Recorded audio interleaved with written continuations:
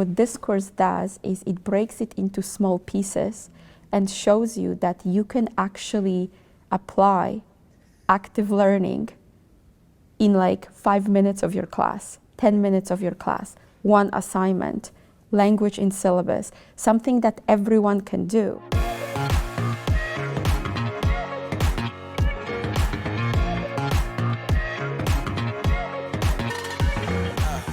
They gave real practical tips to actually implement the material that was being taught. And so the resources also actually gave examples, and even to the point of sometimes just creating a sentence with spaces that we could start to think about how would we ask our own content within this framework.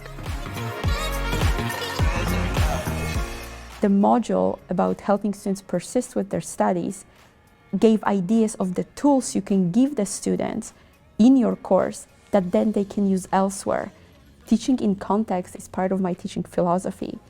And it's almost like the course validated my teaching philosophy, which I was very excited about.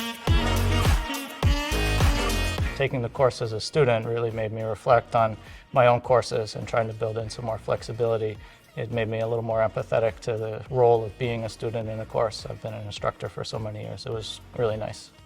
It was the perfect time for me to really start to shift from thinking about just delivering courses versus really starting to have the opportunity to apply all of this kind of background knowledge that I had gained from going to webinars. It was finally a time for me to be able to take ownership of my own teaching. The course setup and the course coordinators were very, very realistic about the time commitment.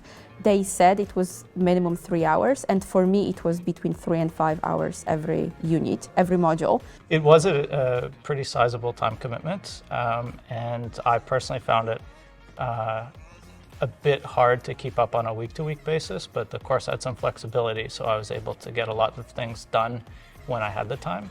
But what was really important was coming together with the cohort at the university, whether it was in person at the Teaching and Learning Center or whether it was online.